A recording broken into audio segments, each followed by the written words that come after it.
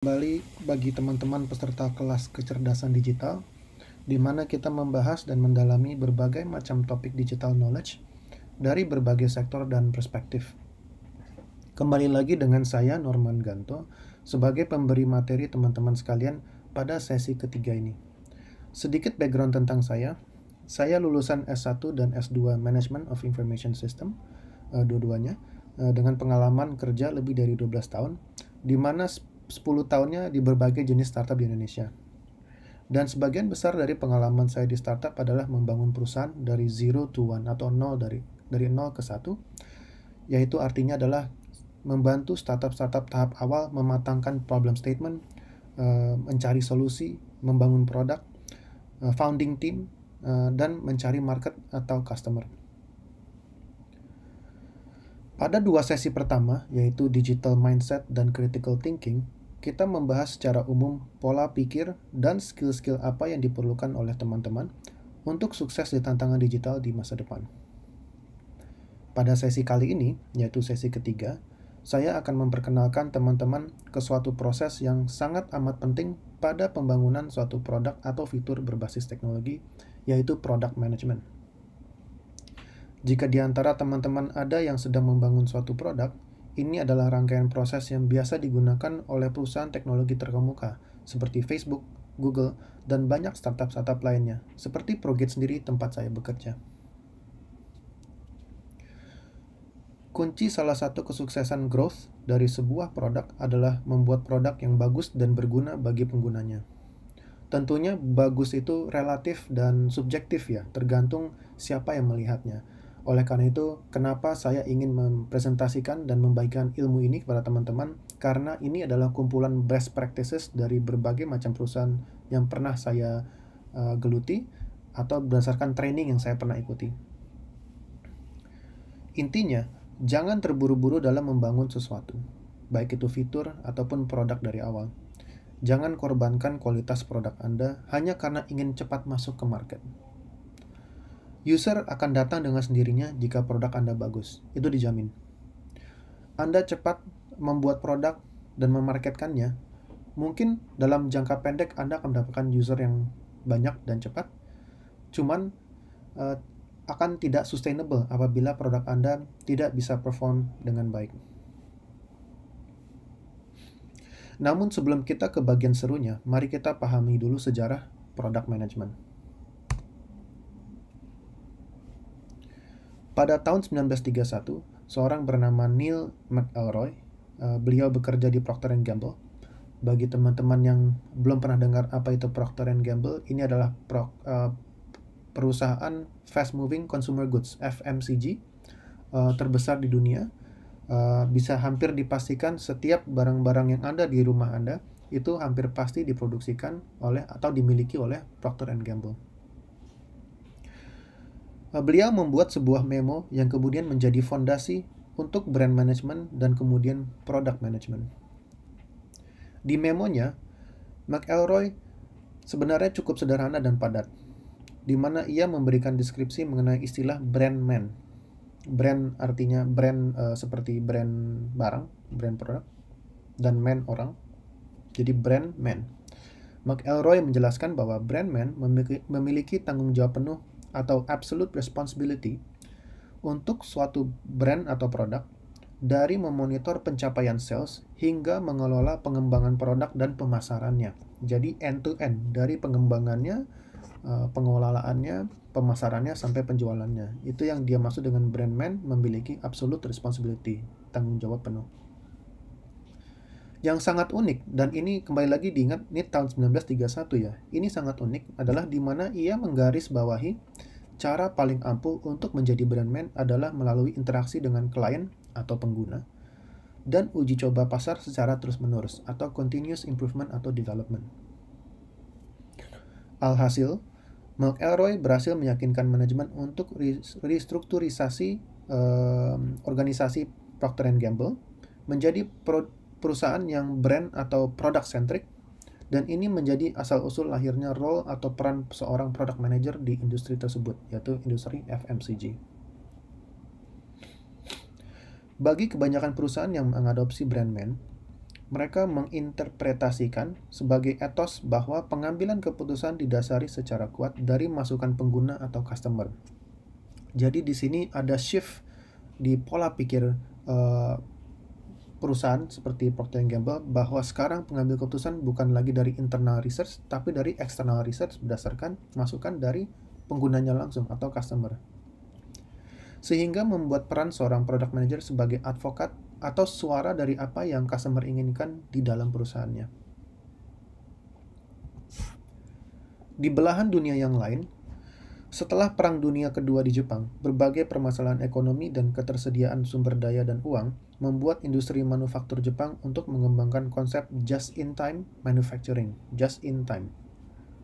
Tidak lama, Taiichi Ohno dan Eiji Toyoda, mereka nephew ya, masih keluarga Toyota, mengadopsi ide ini dan digunakan di sistem produksi Toyota dengan memfokuskan tidak hanya menghapus hal-hal yang berlebihan, tapi lebih penting lagi Kaizen, memperbaiki bisnis secara terus-menerus, dan Genbutsu, sumber fakta untuk membuat keputusan yang benar. Jadi mencari sumber fakta pada kasus ini, dalam konteks ini adalah penggunanya atau customer, untuk membuat keputusan yang benar. Dua prinsip ini adalah prinsip yang masih digunakan oleh product manager manapun, terutama di bidang teknologi. Tentunya, saat metode just-in-time masuk ke dunia barat, alias Amerika Serikat, metode pemikiran dan pengembangan produk ini menjadi sangat populer dan diadopsi oleh banyak perusahaan awal di Silicon Valley. Dari situ, prinsip Kaizen dan Genbutsu telah menyebar ke semua perusahaan hardware dan software global di dunia seperti yang kita kenali sekarang. Bagaimana atau kapan product management masuk ke dunia tech? Product manager yang awal, yang original, tentunya kebanyakan dari mereka berasal dari dunia FMCG, fast moving consumer goods ya, seperti Procter & Gamble. Mereka adalah bagian yang tidak terpisahkan dari fungsi departemen marketing.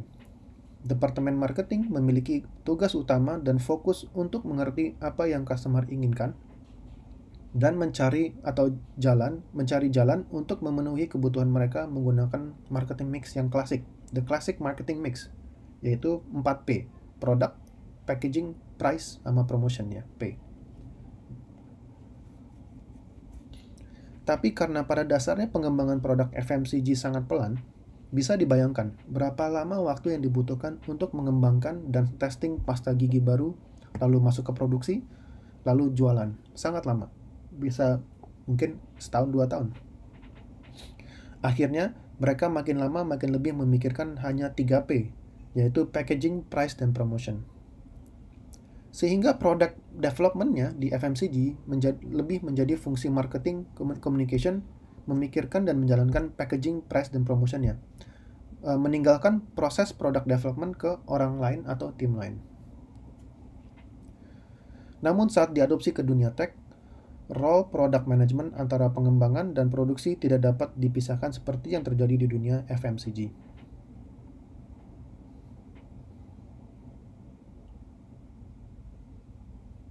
Kebanyakan dari perusahaan-perusahaan teknologi sedang dalam proses membuat industri baru. Ini kembali lagi, ini pada saat tahun 80-an 90-an ya. Jadi masih sangat awalnya banget perusahaan-perusahaan tech mulai berkembang. Sehingga mereka tidak bisa menelan bulat-bulat metode product management dari industri FMCG.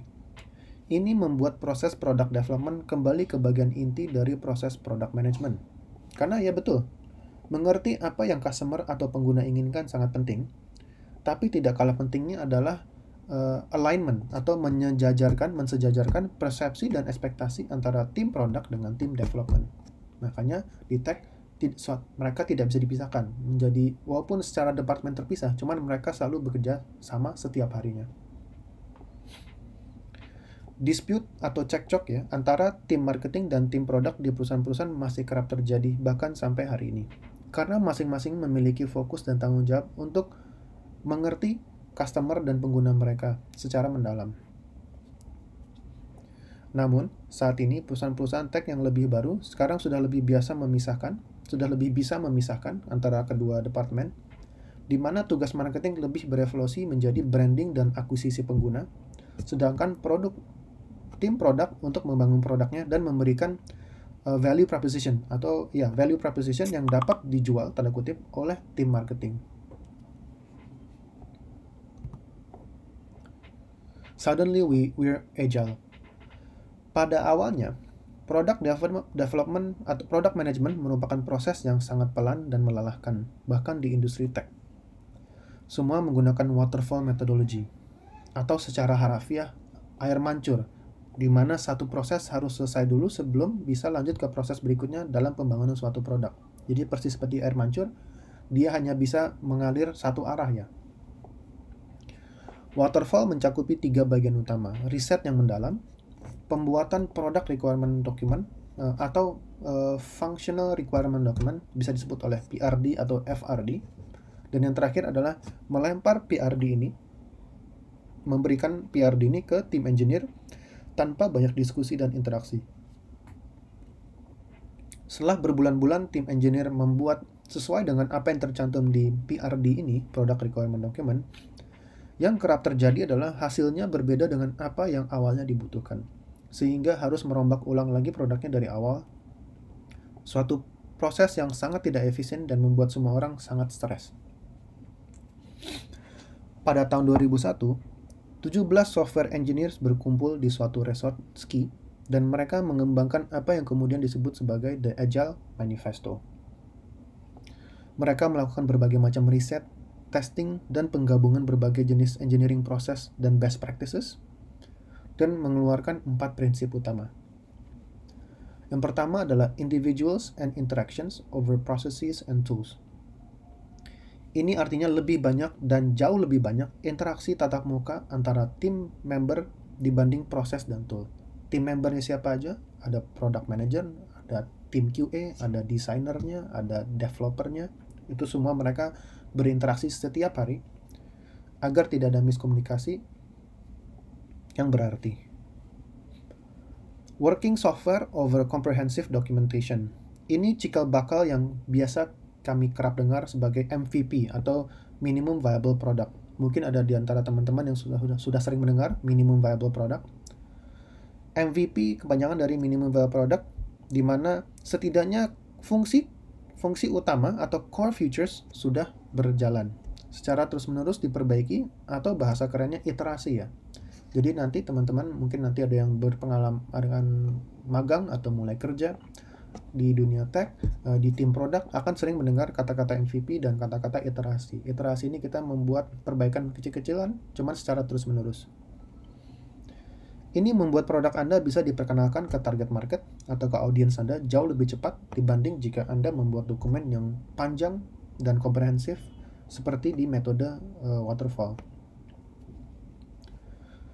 Yang ketiga adalah customer collaboration over contract negotiation. Buatlah customer menjadi bagian integral dari pengambilan keputusan dengan melibatkan mereka di pengembangan produk Anda. Ajaklah mereka ke dalam agar mereka merasa mereka penting, dan itu sangat penting karena apa? Berarti kita menunjukkan mereka bahwa kita sangat peduli dengan apa yang mereka rasakan saat menggunakan produk kita. Jangan khawatir soal yang lain, karena begitu ada sekumpulan customer atau pengguna yang sangat happy, mereka akan menjadi sangat loyal dan mereka akan menjadi advokat atau suara di luar sana agar makin banyak orang lain lagi yang menggunakan produk kita. Semuanya akan mengikuti jika kita fokus ke customer atau pengguna kita yang paling loyal. Dan yang terakhir adalah responding to change over following a plan. Satu-satunya hal yang konstan dalam hidup ini adalah perubahan ya, change. Jadi tidak ada gunanya untuk avoiding change. Justru kita harus embracing change dengan menjadi agile dalam product development atau product management. Makanya sudah jarang perusahaan-perusahaan IT memiliki yang namanya one year product roadmap ya, product roadmap 1 tahun. Jadi itu seperti roadmap itu kira-kira apa yang akan kita buat dalam 1 tahun ke depan. Sudah sangat jarang. Yang ada adalah sekarang adalah namanya now, next, now, next, and later roadmap. Jadi now itu sekarang, apa yang kita buat sekarang, next itu dalam beberapa minggu ke depan, later itu nanti mungkin 3-6 bulan ke depan. Akan saya bahas di slide-slide berikutnya. Bahkan beberapa perusahaan saking mereka terbiasanya dengan perubahan, mereka itu biasanya periode pengembangannya itu bukan lagi berbulan-bulan, cuman setiap 1 minggu atau setiap 2 minggu lalu berhenti, lalu review. Jadi setiap 1 minggu 2 minggu berhenti pengembangan, review mana yang sudah benar, mana yang sudah harus diperbaiki, mana yang dibuang, lalu 1-2 minggu lagi development lagi. Itu namanya sprint, nanti kita akan bahas juga. Jadi itulah 4 Agile Manifesto. Di sini saya tidak bilang bahwa yang proses documentation, kontrak, dan planning itu tidak penting ya. Mereka sangat penting. Namun dalam konteks product management, agar bisa survive dan coping dengan berbagai macam perubahan, baik dari stakeholder manapun, dari CEO, dari customer, dari klien, 4 manifesto tersebut, 4 poin utama tersebut memiliki kepentingan yang lebih tinggi.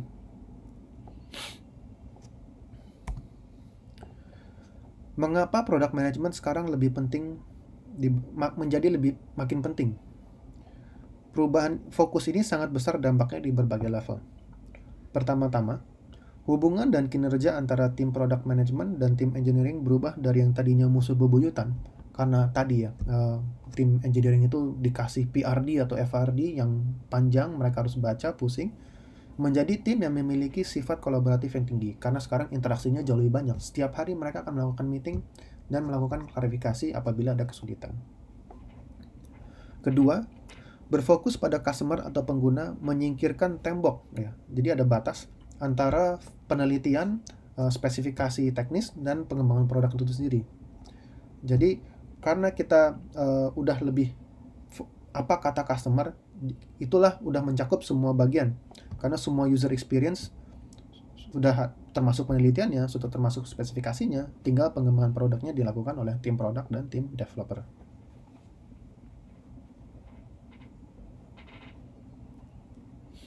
Nah, karena sekarang user experience yang tadinya di urutan terakhir menjadi urutan pertama yang dilakukan oleh tim produk, ini menjadi bagian yang namanya tahap discovery.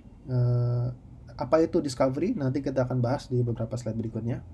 Dan terakhir, poin penting, kenapa ini focus shift yang sangat penting. Prinsip product management modern sekarang sudah diadopsi ke dalam bagian perusahaan lainnya, ke departemen-departemen lain, yang kemudian kita kenal dengan istilah Lean Startup atau Lean Enterprise. Mungkin teman-teman di sini juga sudah ada yang membaca. Dibangun atas dasar tradisi Kaizen Jepang mengenai continuous improvement, menjadi agile, lebih cepat ya menghadapi perubahan dalam setiap proses apapun di dalam perusahaan. Kini, product management makin menjadi departemen yang berdiri sendiri dan biasanya reporting langsung ke CEO. Atau jika di suatu startup kecil, product management hampir pasti dihandle langsung oleh CEO-nya. Kenapa demikian? Karena interaksi tinggi dengan customer di product team mempermudah pemimpin perusahaan untuk mensejajarkan pengembangan produk dengan visi misi perusahaan, karena memang langsung high touch point dengan penggunanya. Karena perannya yang sangat penting, tim produk lumrah diembankan tugas untuk membuat keputusan-keputusan yang cenderung lebih berat, yang sering menentukan nasib dan arah perusahaan. Itulah kenapa seorang product manager sering kali juga dianggap sebagai mini CEO di sebuah perusahaan. Begitulah sejarah mengenai product management. Sekarang mari kita bicarakan hal-hal yang seru, yaitu Agile Scrum Framework ya, atau metodologi. Ini cara yang sangat lumrah dan banyak digunakan. Semua tech product seharusnya sih menggunakan Agile Scrum Framework ini ya, 99%. Namun kita lihat dulu perbedaannya. Apa perbedaan antara Agile dan Scrum? Teman-teman sudah tahu arti Agile tadi, yaitu sebuah pendekatan pengembangan software di mana solusi dan requirement teknis berevolusi melalui aktivitas kolaboratif antara tim dan dengan customer dan pengguna mereka. Dan tadi kita sudah membahas 4 Agile Manifesto-nya, ada 4 poin. Saya ulang kembali. Ada individuals and interactions, ada working software, ada customer collaboration, ada responding to change. Lalu, apakah Scrum? Scrum adalah sebuah framework di mana orang dapat mengatasi masalah yang kompleks dan tetap kreatif dan produktif. Scrum pada intinya mudah dimengerti namun sulit untuk dikuasai. Scrum bukanlah suatu proses, teknik, atau metode yang baku, namun Scrum adalah gabungan dari berbagai macam proses dan teknik yang dapat berubah-ubah berdasarkan pengalaman dan eksperimen dan kebutuhan produk, selama tujuan utama tetap tercapai, yaitu menyelesaikan masalah yang kompleks, membreakdown masalah yang besar menjadi kecil-kecil agar bisa diselesaikan. Ada 3 pilar Agile Scrum Framework. Yang pertama adalah transparansi. Proses harus jelas tugasnya dan penanggung jawabnya terhadap hasil. Inspeksi atau quality control, saya biasa sebutnya di pekerjaan saya. Ini member tim harus selalu cek progres setiap hari untuk hal-hal yang tidak diinginkan dapat ditemui secepatnya. Jadi bedanya dengan waterfall di sini itu biasanya di ujung. Kalau Agile Scrum setiap hari akan melakukan bug testing ya. Dia akan melakukan testing. Jadi setiap hari akan ada selalu sesi singkat di mana dia mengecek fitur ini sudah berjalan dengan benar atau tidak. Yang ketiga adalah adaptasi. Proses tetap fleksibel dan bisa berubah jika setiap member tim merasa ada yang di luar batas atau tidak diperlukan. Atau disebut juga ini nice to have ya. Jadi memang kadang memang tim produk atau stakeholder ingin membuat sesuatu yang sifatnya masih nice to have. Nah ini biasanya di Agile Scrum Framework bisa dipinggirkan dulu apabila memang secara prioritas tidak terlalu penting berdasarkan keputusan tim bersama. Saya akan memperkenalkan apa yang perusahaan-perusahaan hebat seperti Facebook lakukan di produk timnya saat mengembangkan suatu fitur atau produk baru. Kumpulan proses-proses ini menggunakan design thinking, tools seperti Jira yang dilandasi dengan framework Agile Scrum. Apa saja role atau tim yang terlibat di proses product development ini, dan tool apa yang digunakan untuk menjalankan proses ini. Mungkin pertama kita jelaskan adalah Agile Team Roles ya. Ini komposisi tim yang ideal. Tentunya tidak semua perusahaan, apalagi startup baru, memiliki kapasitas secara finansial untuk memiliki setiap role di sini. Biasanya product owner itu CEO-nya, kadang CEO-nya juga merangkap menjadi product manager, lalu ada designer, product designer dan UI UX juga merangkap, lalu ada QA-nya. Minimum 3, cuman kalau perusahaan besar ini product designer biasanya 1 atau 2, UI UX bisa sampai 4-5 orang, quality assurance bisa sampai 4-5 orang. Tugas-tugas dari masing-masing adalah apa saja? Product owner dia bertanggung jawab untuk mendapatkan requirement, ya kebutuhan teknis dari stakeholder. Stakeholder bisa dari CEO-nya, bisa dari partner, klien, dari pengguna, dan dia menjadi proses owner-nya ya dari Agile Scrum ini. Dia yang menggawangi setiap langkah suatu fitur sekecil apapun dari awal sampai akhir, dan dia yang memiliki suara akhir untuk menentukan prioritisasi fitur apa saja yang perlu dikembangkan terlebih dahulu. Product manager dia mendefinisikan. Jadi misalnya product owner akan bilang, hey, saya mau buat tombol bisa login menggunakan Google+. Lalu product manager akan mendefinisikan seperti apa alur penggunanya ya, user journey-nya seperti apa saat menggunakan fitur tombol login menggunakan Google+. Product manager juga dia yang menentukan kapan ini harus selesai dan secara timeline dia yang megang. Dia akan membuat detailnya seperti Epic Stories Acceptance Criteria. Nanti ini akan saya jelaskan di slide berikutnya. Pada dasarnya Epic Stories dan Acceptance Criteria ini adalah detail tentang fitur apa yang perlu dibuat oleh tim dev, cuman dengan bahasa yang mudah dimengerti. Product manager juga bertugas untuk menjalankan yang kita sebut daily scrum meeting atau daily stand up. Jadi benar, daily berarti setiap hari di jam yang sama mereka akan berhenti kerja, lalu akan berdiri daily stand up dan akan ngobrol membahas 3 hal, yaitu apa yang sedang dikerjakan, apa yang besok akan dikerjakan, dan kendala apa yang sedang dialami. Itu meetingnya tidak lebih dari 10-15 menit karena bukan meeting diskusi, cuman meeting sharing. Setelah sharing, mereka bebas untuk berdiskusi secara waktunya masing-masing setelah daily stand up selesai. Ini kenapa begini? Karena product manager memiliki tanggung jawab agar semua itu di persepsi yang sama, memiliki pengertian yang sama tentang fitur yang sedang dibangun. Lalu ada product designer. Dia adalah penanggung jawab utama dalam fase discovery. Dan dia juga menjadi fasilitator dalam proses design thinking. Ini nanti semua akan saya jelaskan. Design thinking ada 2 yang di sini akan saya share, yaitu ada value proposition canvas dan yang kedua adalah how might we. Nanti saya jelaskan lebih detail. Selain itu, product designer juga dia mendesain dan menjalankan metodologi riset yang paling bagus dan paling baik untuk produk tersebut. Tentunya tidak ada yang namanya one size fit all. Jadi tergantung produknya apa, fiturnya apa, risetnya pun juga berbeda. Ada yang interview pengguna, ada yang langsung tes pengguna dan lain-lainnya. Lalu product designer juga melakukan testing terhadap prototype yang dibuat oleh tim UI UX ke tim internal departemen lainnya. UI UX yang melakukan desainnya. Jadi dia membantu product designer melakukan interview, wawancara dengan stakeholder. Lalu dia akan membuat desain prototype dari low, mid, sampai high fidelity. Fidelity itu maksudnya jadi kalau low fidelity bisa dibilang sketch ya. Jadi masih gambar kasar, belum ada warna, belum ada apa, mungkin bahkan pakai pensil. Mid itu sudah mulai ada bentuknya, sudah seperti aplikasi, cuman belum bisa fungsional. High fidelity adalah desain hasil akhir sebelum dimasukkan codingan. Lalu terakhir, cuma tidak kalah pentingnya adalah quality assurance. Ini juga tim yang sangat penting karena dia yang akan mereview semua epic story dan acceptance criteria.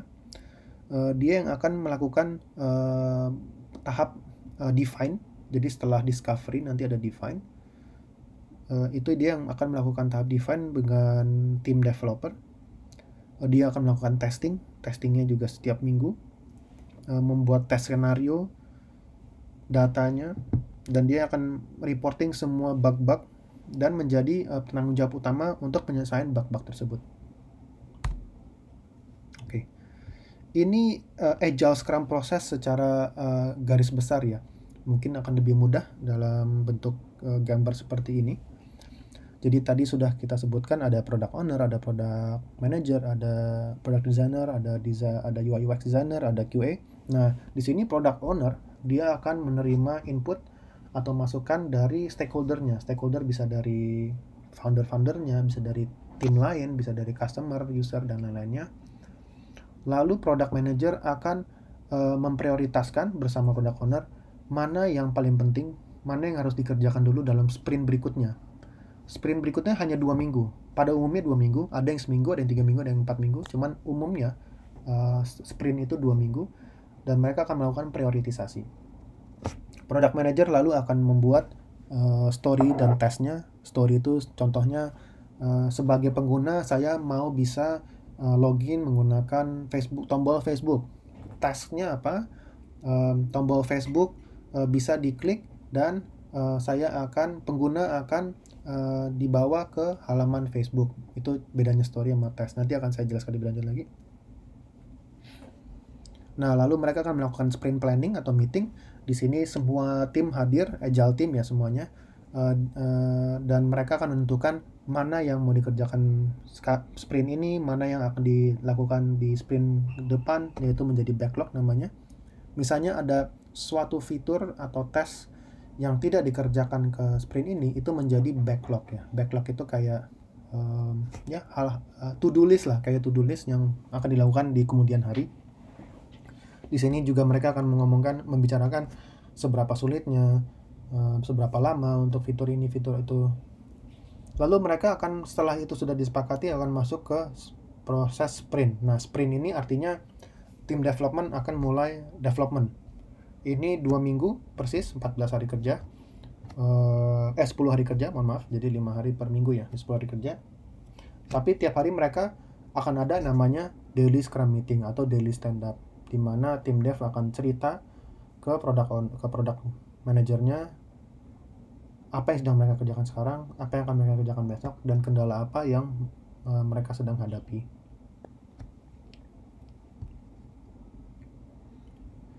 Nah, ini setelah 2 minggu mereka akan berhenti, dan di sini akan melakukan sprint review yang dipimpin oleh product manager. Sprint review ini pada dasarnya adalah tim dev akan melakukan demo. Jadi mereka akan mendevelop software berdasarkan ini, apa yang disepakati, dan di sini setelah 2 minggu mereka akan demo. Ini sudah bisa, Pak Ibu Product Manager, sudah bisa tombolnya untuk klik ke Facebook, udah langsung connect Facebooknya. Setelah klik Facebook, pengguna sudah aman login gitu. Nah, itu demo ya, langsung. Lalu yang terakhir adalah sprint retrospektif. Retrospektif berarti kita berkaca diri atau melihat ke belakang, apa hal-hal yang lancar, apa yang kurang lancar, dan improvement apa yang perlu dilakukan untuk depannya. Inilah kenapa Agile Scrum Framework ini menjadi bagian yang sangat penting, tidak hanya di product development atau product management, tapi di satu perusahaan secara keseluruhan. Karena memang mengajarkan dua hal ya. Pertama adalah mereka mengajarkan kerjasama yang sangat bagus karena banyak interaksi dan perbincangan. Kedua, sangat pakem dengan waktu ya. Jadi di sini sudah jelas bahwa sprint planning 4-6 jam, lalu kita masuk sprint 2 minggu, setiap hari ada meeting, lalu dalam 2 minggu akan demo, lalu kita akan berkaca diri, melihat apa yang bisa diimprove. Nah, itu adalah sebenarnya proses yang cukup umum untuk apapun ya, apapun departemennya, mau itu HR, mau itu bisnis, sales, mau itu marketing, membutuhkan proses seperti itu, di mana interaksi tinggi, jelas apa yang mau dilakukan, deliverable-nya kapan selesai, dan menyadari apa yang perlu diperbaiki ke depannya.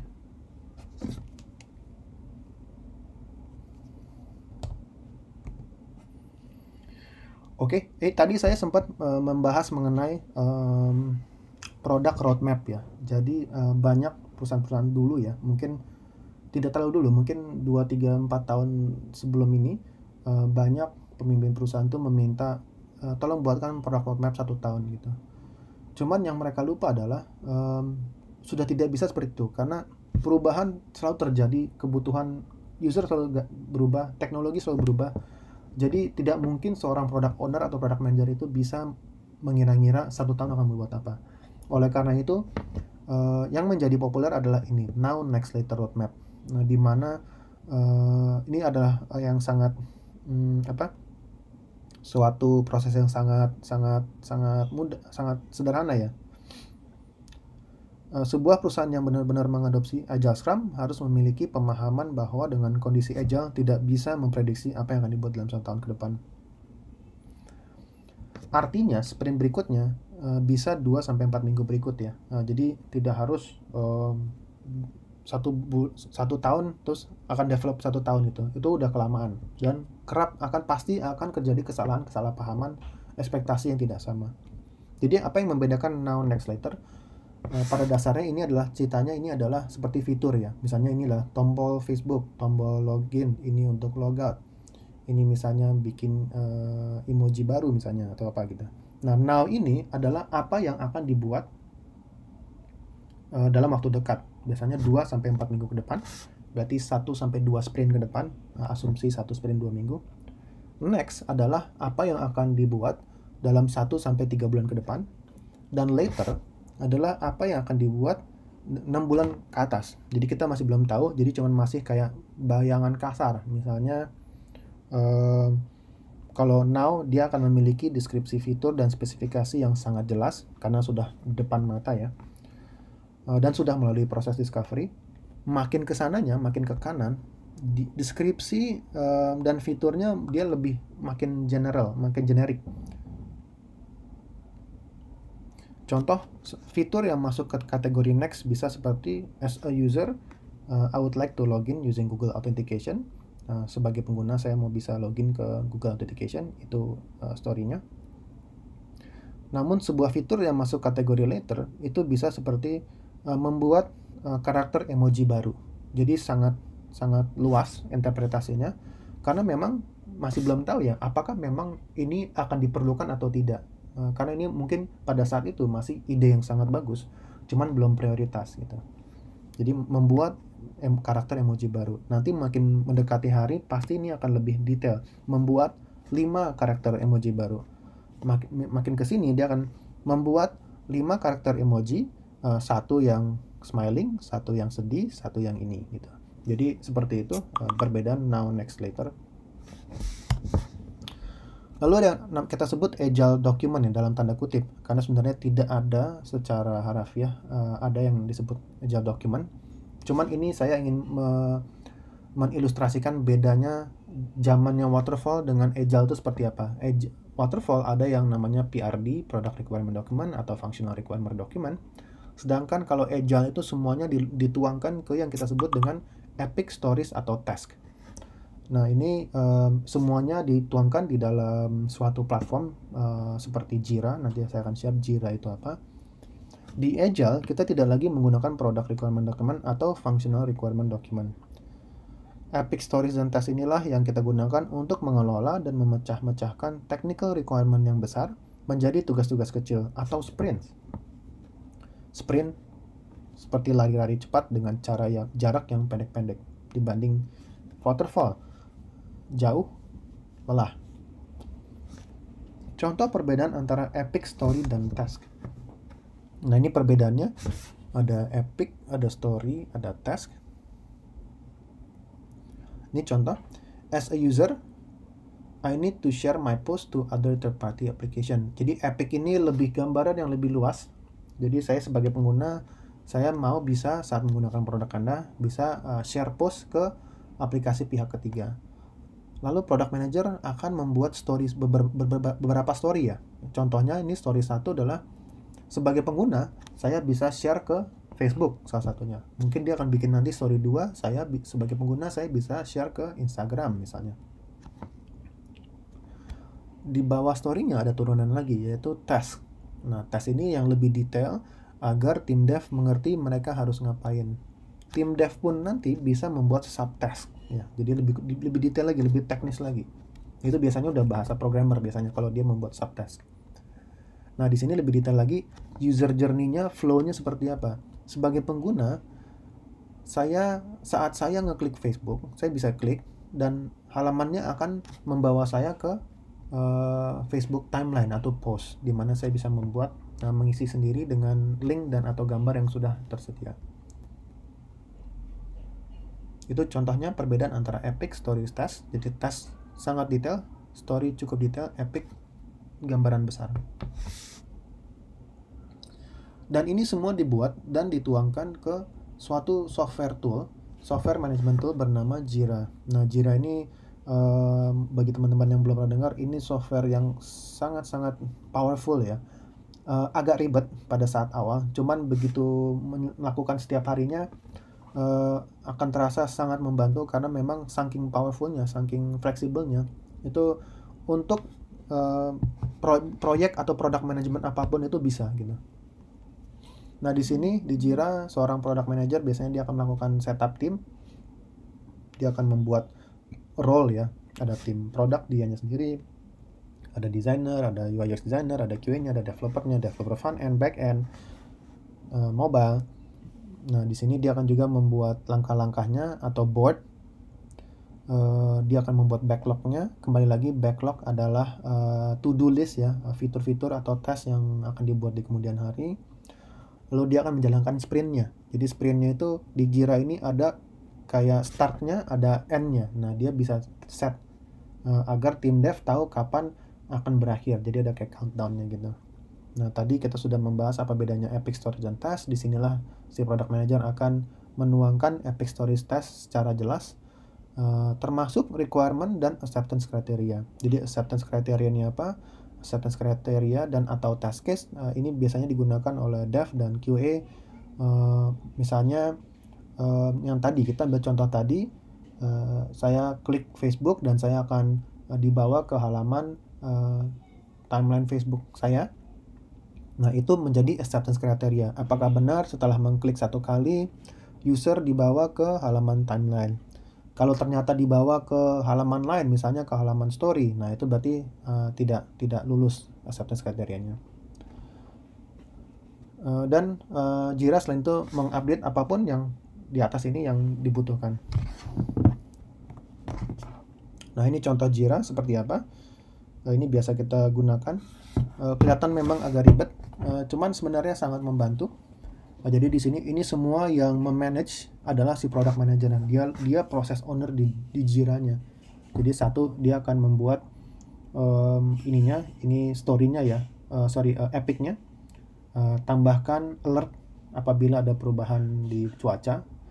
Nah, as a user, I want to know when bad weather is approaching. Saat ada udara yang kurang bagus mendekati ke lokasi saya. Lokasinya berdasarkan GPS di handphonenya misalnya.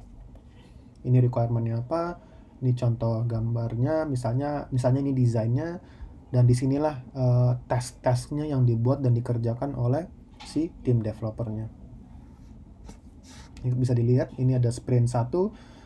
Dilihat di sini bahwa dia mengerjakan isu ya. Isu ini bukan berarti masalah, tapi isu itu yang kita sebut ini satu isu, ini satu isu, ini satu isu. Nah, itu sedikit teknis. Nah, sekarang kita ke bagian proses product development-nya secara garis besar. Ada 5Ds of product development. Kembali lagi, ini apa yang biasa dikerjakan oleh banyak perusahaan. Tidak harus 5, ada juga yang 5Ds, ada yang 4Ds, bahkan ada yang 3Ds. Kenapa? Karena tergantung masing-masing perusahaan ya. Ada yang discovery itu, yaitu kebanyakan adalah dihandle oleh tim product designer dan UI UX designer. Itu dipisahkan dari tim product management. Bisa aja. Cuman menurut saya, berdasarkan pengalaman ini, selama ini, paling bagus adalah mereka menjadi satu tim yang satu kesatuan. Nah, ini ada discovery, define, design, delivery, dan deduction.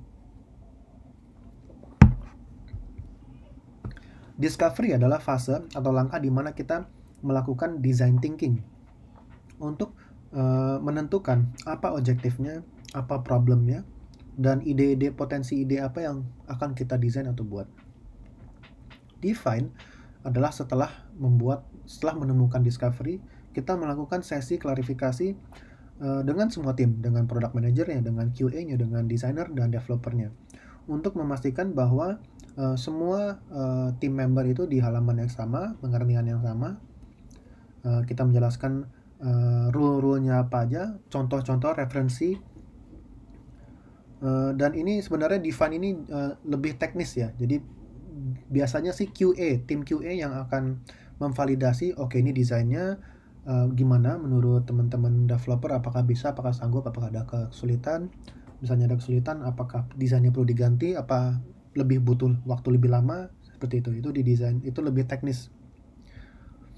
Nah, misalnya sudah disetujui, dia akan lanjut ke desain. Nah, jadi sebelum desain langsung, pastikan kenapa ada define. Takutnya tim desainer udah membuat capek-capek desain 2, 3, 4 minggu, ternyata tim devnya nggak bisa. Makanya ada fase atau langkah define dulu. Jadi setelah tim dev bilang, oh ya kayaknya bisa, baru tim UI UX akan mencoba untuk membuat desain yang lebih jelas gitu. Nah, di sini pertama tim UI UX akan membuat suatu desain low fidelity. Low fidelity itu artinya wireframe ya, masih kasar gitu, masih bentuk kerangka, ada tombol, belum ada warnanya, baru garis-garis saja. Cuman pelan-pelan dia akan membuat menjadi high fidelity. High fidelity mockup itu artinya itu udah siap untuk di-develop oleh tim developer. Sudah siap di-develop, akan dilanjutkan ke delivery. Nah, delivery ini udah sepenuhnya di tangan tim developer. Sprint dimulai oleh product manager, itu udah masuk ke delivery. Ini dimana tadi kalau ingat gambar tadi, umumnya 2 minggu, cuman ada juga perusahaan yang melakukan sprint setiap seminggu, ada yang 3 minggu, ada yang 4 minggu, cuman umumnya 2 minggu. Lalu akan melakukan retrospektif, apa yang bagus, apa yang tidak, apa yang harus diperbaiki. Dan terakhir, cuman ini juga penting ya. Jadi improvement itu bukan berarti selalu menambahkan fitur baru ya. Cuman kita juga melihat berdasarkan data, user kita banyak menggunakan fitur apa, halaman-halaman apa yang jarang dikunjungi, tombol-tombol apa yang jarang diklik. Nah, itu semuanya bisa dilihat, ada datanya. Nah, itulah kenapa D kelima ini, yaitu deduction, sangat penting, karena di sini kita ingin mengambil satu langkah ke belakang dan kita lihat lagi secara garis besar bagaimana dengan produk ini. Apakah mayoritas pengguna sudah senang? Apakah cukup ringan? Apakah terlalu berat? Nah, disinilah kembali lagi continuous improvement ya, Kaizen itu sangat penting, continuous improvement. Nah, ini termasuk juga mengurangi fitur. Jadi kadang memang mengurangi fitur itu bukan suatu hal yang jelek, justru bagus karena satu, aplikasinya atau produknya tetap berjalan dengan cepat, tetap ringan, tapi tetap memberikan value yang tinggi, value proposition yang tinggi kepada penggunanya. Oke, pertama discovery. Discovery kembali lagi adalah fase di mana setiap pemangku kepentingan produk dapat mengusulkan ide baru untuk produk atau fitur baru, masalah, atau perbaikan yang perlu diselesaikan. Dalam fase discovery, ide-ide tersebut akan divalidasi terlebih dahulu. Di fase ini biasanya tim desain dibantu dengan tim-tim lain, tidak harus dari tim agile-nya, melakukan serangkaian aktivitas design thinking yang disebut dengan design jam. Design jam itu kayak kalau pernah dengar istilah kayak jamming di musik ya, kurang lebih sama gitu. Jadi kita dalam tanda kutip jamming, cuman lebih mencari ide untuk apa yang mau didesain dan dibuat. Jadi brainstorming tingkat tinggi. Nah, ini sedikit beberapa framework yang saya ingin perkenalkan. Ada 2, ada value proposition canvas, ada how might we. How might we ini saya secara pribadi sangat suka karena ini sangat simple. Cuman untuk produk yang sangat kompleks atau baru mau dibuat, bagusnya melewati proses value proposition canvas dulu.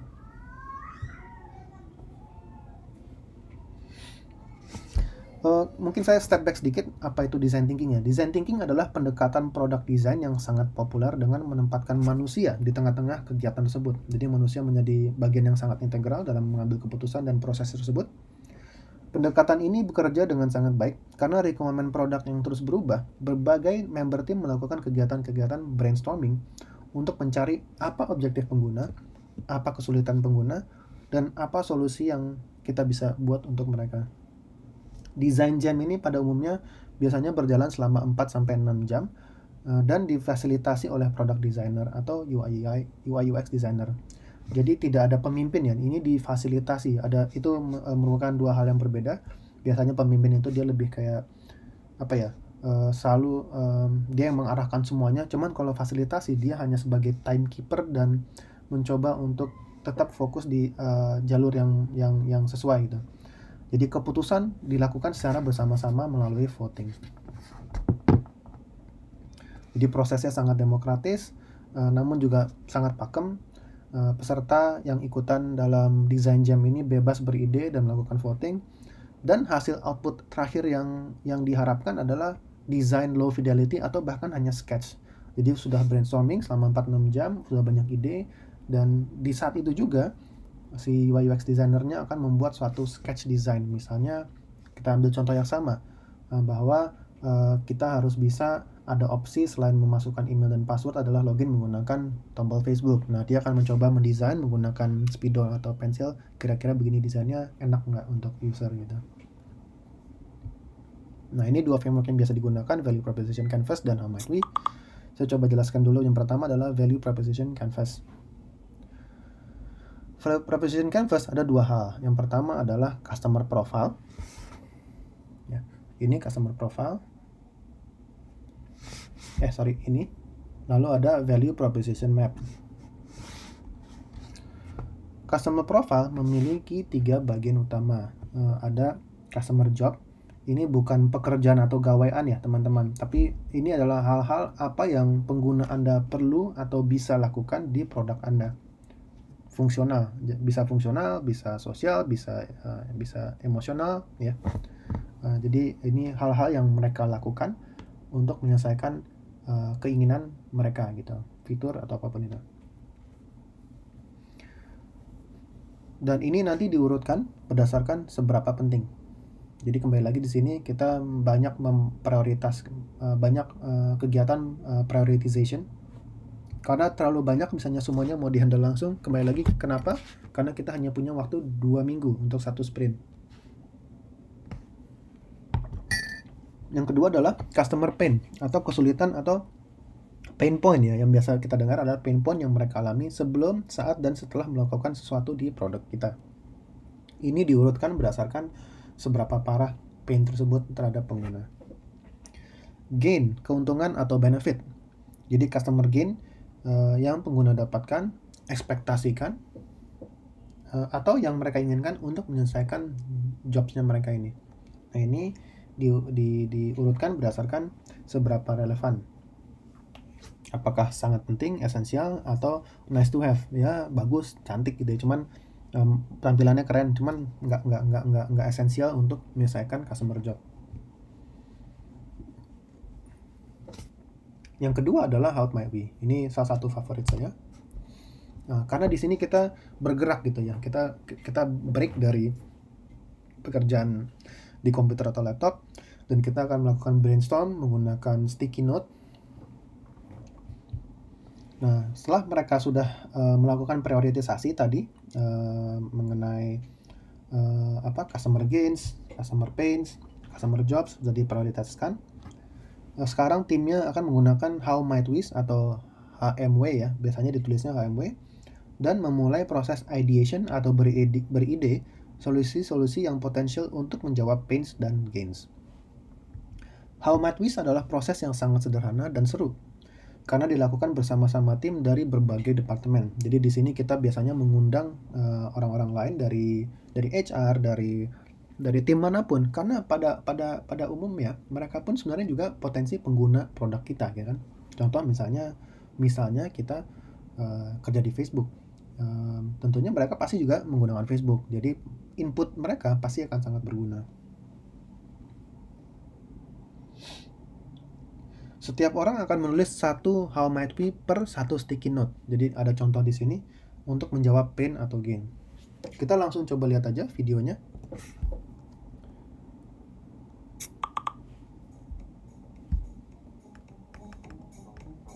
The how might we exercise helps to reframe challenges as questions and creates the right atmosphere for designing innovative solutions. The How Might We method is a proven design thinking activity which has participants simply rephrase known challenges as a question, beginning with how might we. Writing how might we notes is a collaborative exercise and is done at the beginning of a design sprint, workshop, project, or strategic initiative. Begin by performing subject matter expert interviews and user research. Step 1. Seek first to understand.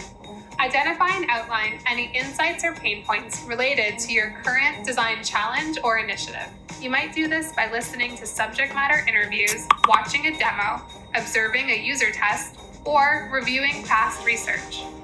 Step 2. Reframe as a question. While you are listening, reframe these insights into questions by starting with how might we. Step 3. Turn challenges into opportunities. By reframing a challenge as a question, you are getting at the core of the challenge and asking how it could be solved. Step 4. Be prolific. Write out as many how might we notes as reasonably possible. More how might we questions create more opportunities for solution exploration. Remember that your how might we question shouldn't be too broad or too narrow, and it shouldn't include a solution. An example of a how might we question that is too narrow and solution specific.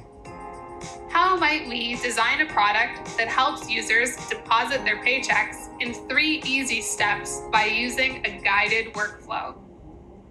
An example of a how might we question that is too broad. How might we create the most innovative digital online banking app? An example of a well-framed how might we question. How might we make our users feel confident our application is secure when making online payments? You'll know you have a well-framed how might we question when it contains enough inspiration for you to begin brainstorming potential solutions.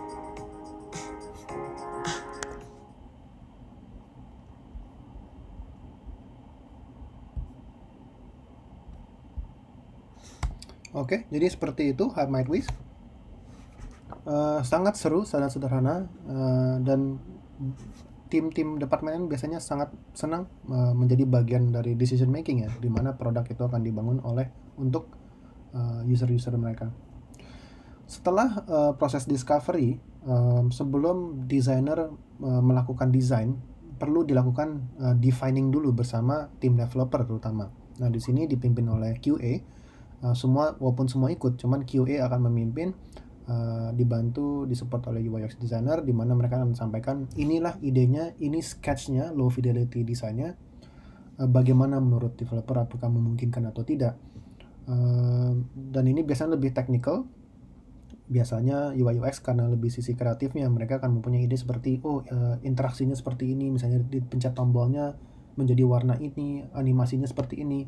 Cuman belum tentu, kadang makin banyak animation itu belum tentu membuat aplikasi Anda seru digunakan walaupun keren bentuknya. Jadi di sini memang kenapa define dibutuhkan agar ada balance antara kreatif dan functionality. Makanya ini adalah sangat penting melakukan define step ini. Di bagian ini juga akan dibicarakan hal-hal yang sekiranya tidak memiliki kepentingan yang tinggi atau relevansi yang tinggi. Atau juga tingkat kesulitan yang tinggi di mana tim developer belum siap untuk mengerjakan dan membutuhkan riset terlebih dahulu. Nah, ini biasanya akan dijadikan prioritas kedua, dimasukkan ke sprint kedua atau ketiga. Di mana tahap discovery sangat berhubungan dengan social dan emotional thinking. Tahap define ini jauh lebih teknis karena kita sudah membicarakan memungkinkan atau tidak untuk di-develop.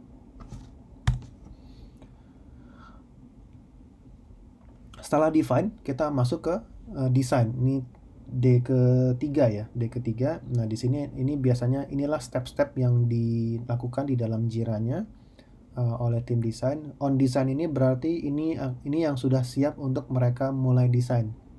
Jadi mereka juga menggunakan sprint. Jadi setiap 2 minggu mereka akan masukkan beberapa item di sini untuk desain yang sudah disepakati melewati fase define. Lalu mereka akan masuk ke wireframe. Wireframe ini kerangka ya, bisa dibilang kayak ini contoh kerangka, misalnya ini aplikasi table. Nah, ini wireframe-nya seperti ini misalnya, belum ada tulisan, belum ada warna, belum ada animasi.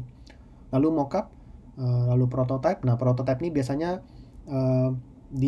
baru desain, belum ada codingannya, cuman sudah bisa dipencet-pencet. Misalnya saya pencet login, dia masuk ke halaman tempat saya memasukkan email dan password misalnya. Saya cancel kembali gitu misalnya. Cuman belum ada database-nya, belum ada codingannya. Lalu validating. Nah, ini di sini dia presentasi singkat ke tim dev atau bahkan ke calon pengguna. Apakah ini suatu fitur yang bagus, apakah enak digunakan, mudah digunakan, atau malah pusing. Nah, itu dia akan melakukan validating. Misalnya sudah selesai, baru dia akan melempar atau melanjutkan prosesnya ke tim dev, yaitu delivery. Dipindahkan, itemnya di Jira itu akan dipindahkan dari boardnya si desain ke boardnya ke tim delivery.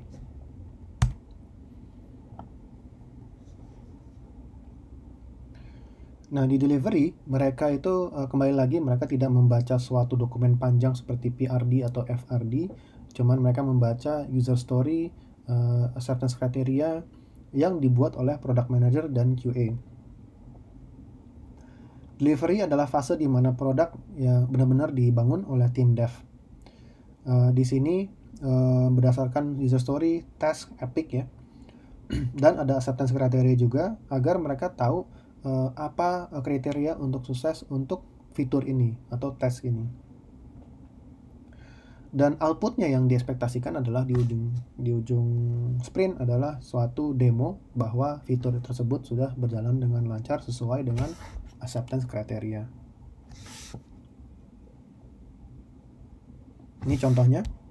Ini contoh yang sangat bagus ya. Misalnya user can register and login using Google account. Nah, acceptance kriterianya apa? Jadi ini ada satu metode ya, given when then. Jadi ini penulisannya, struktur penulisan acceptance kriteria yang mudah dimengerti oleh semua pihak. Jadi saat user ada di layar login dan saat user tap atau klik button register, dan user akan di redirect atau diarahkan ke halaman registration. Dan beberapa hal akan muncul di mana pengguna harus mengisi berikut: full name, email, date of birth, formatnya seperti ini, password, ada confirm passwordnya gitu. Nah, ini harus dijelaskan secara detail karena kalau tidak detail seperti ini nanti developernya bingung. Oke, kalau dia, soalnya kan setiap developer punya pemikiran masing-masing ya. Kalau misalnya name doang, nanti ada yang bikin nama pertama doang atau nama belakang doang, atau menjadi dua text box, nama depan, nama belakang. Padahal yang dimaksud oleh product manager adalah satu text box full name gitu ya. Date of birth juga kenapa kita jelaskan seperti ini, karena takutnya nanti ada yang nulisnya tahun, bulan, tanggal, atau hanya bulan dan tanggal doang, tanggal dan bulan doang. Jadi ini perlu dijelaskan juga gitu. Tidak ada confirm passwordnya, nanti hanya password doang. Jadi kita memastikan bahwa sejelas mungkin, karena setiap programmer atau developer itu memiliki pengertian yang berbeda-beda. Nah, ini sprint meeting. Jadi sprint meeting ini sebelum sprint dimulai, product manager dan agile team semuanya akan meeting. Ini biasanya selama 4-6 jam tergantung seberapa kompleks story-storynya atau issues. Nah, di sini mereka akan membahas setiap backlog yang ada. Jadi misalnya ada 10 backlog, waktu cuma 2 minggu. Oke, mana yang mau kita kerjain bersama-sama dulu nih? Mana yang mau kita tackle bersama dulu? Oke, yang paling penting adalah pertama misalnya splash screen sebelum pas aplikasi baru dimulai ada kayak animasi. Nah itu setuju, kita masukin ke sprintnya. Lalu ada login mana dulu? Login Google dulu deh, Facebook nanti aja. Oke, berarti login Google dulu. Nah, itu yang dilakukan di sprint planning. Nah, di sprintnya ini saat sudah mulai 2 minggu tersebut, ini juga ada beberapa step. Ada to do, in progress, nunggu testing, lalu definition of done, deploy to staging, dan UAT. Nah, ini saya coba jelaskan secara singkat beda-bedanya apa saja. Jadi kalau to do, seperti saya bilang tadi, termnya yang bisa digunakan di product management adalah backlog ya. Backlog itu adalah to do, hal-hal yang akan dilakukan di kemudian hari. In progress, ini adalah yang sudah masuk di sprint. Ini semuanya sudah masuk sprint, cuman in progress adalah backlog yang sedang dikerjakan oleh tim development. Kalau to do, backlog yang belum dikerjakan, masih menunggu.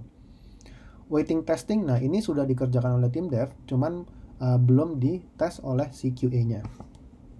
Testing berarti sedang dikerjakan oleh QA-nya, acceptance criteria-nya sudah benar, test case-nya sudah benar semuanya. Nah, definition of done ini misalnya task tersebut atau backlog tersebut sudah melewati hasil testing dan sudah lulus, dan ini menunggu untuk dimasukkan ke staging environment. Apa itu staging environment? Jadi kalau software development itu ada tiga tahap ya. Ada yang namanya development phase, dev environment, ada staging environment, ada production environment. Production itu yang sudah bisa diakses, dilihat, digunakan oleh pengguna umum.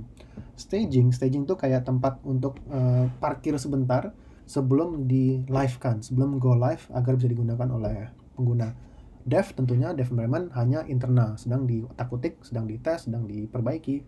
Misalnya semua udah oke, baru staging, semuanya sudah oke, baru di go live ke production atau go live yang bisa digunakan oleh pengguna umum.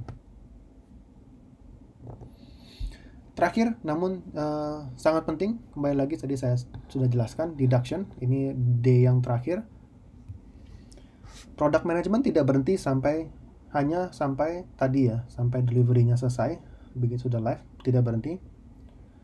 Tapi kita melihat kembali, kita mengambil satu langkah ke belakang dan kita coba melihat secara garis besar di deduction ini, apa yang berhasil, apa yang tidak, dan kira-kira bagaimana bisa mengimprove aplikasi atau produknya. Nah, improve dalam artian ini bukan berarti menambah terus fitur, tapi memperbaiki fitur yang sudah ada menjadi lebih baik, menjadi lebih mudah digunakan, lebih ringan. Cuman juga dalam beberapa kasus adalah menghilangkan beberapa fitur agar kembali lagi lebih ringan, lebih mudah digunakan, lebih enak dilihat misalnya gitu.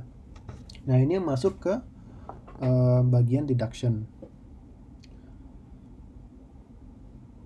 Dan bisa aja menjadi suatu user story kembali gitu ya misalnya. Jadi contoh mungkin paling gampang adalah misalnya saya mau pencet login, misalnya saya mau pilih login apa. Nah, itu semuanya sebenarnya bisa di satu halaman dibanding sebelumnya misalnya halaman buat login pakai Google sendiri, halaman buat login pakai Facebook sendiri. Nah, bisa aja di deduction ini tim sepakat langsung aja di depan sudah ada pilihannya langsung mau pakai email atau pakai Google atau pakai Facebook misalnya gitu. Nah, begitu teman-teman sekalian yang bisa saya share mengenai intro to product management ya. Ini salah satu disiplin atau topik yang sangat amat saya gemari karena kembali lagi ini bukan hanya untuk tim produk, teman, untuk seluruh bagian perusahaan itu filosofinya, metodologinya itu sangat berguna. Karena di sini kita sangat percaya dengan kolaborasi, sangat percaya dengan interaksi, dan sangat percaya dengan namanya perbaikan diri yaitu continuous improvement. Dan itu sesungguhnya sangat berguna untuk siapapun, baik itu di perusahaan, secara personal, di hidup, apalagi tentunya di perusahaan gitu. Nah, ini kita sudah di penghujung materi intro to product management. Bagi teman-teman yang akan melanjutkan ke kelas advance, kita akan ketemu lagi di mana kita akan belajar coding. Nah, ini juga seru ya. Kita akan belajar coding dari awal. Jangan khawatir misalnya belum ada pengalaman sama sekali coding, kita akan belajar sama-sama. Jadi harapan saya teman-teman di sini mendapatkan ilmu secara lengkap 360 degree dari jiwanya dulu, yaitu pola pikir. Kita bahas di digital mindset, apa pentingnya digital mindset, lalu ke salah satu sub ini dari digital mindset adalah critical thinking, cara berpikir secara strategis, lalu ke manajemen produknya hari ini, dan terakhir nanti di advance-nya kita akan coba belajar coding. Nah, ini coding jangan takut, semuanya bisa belajar coding, akan kita bantu secara bersama-sama. Terima kasih, semoga berguna dan sampai bertemu di pertemuan berikutnya.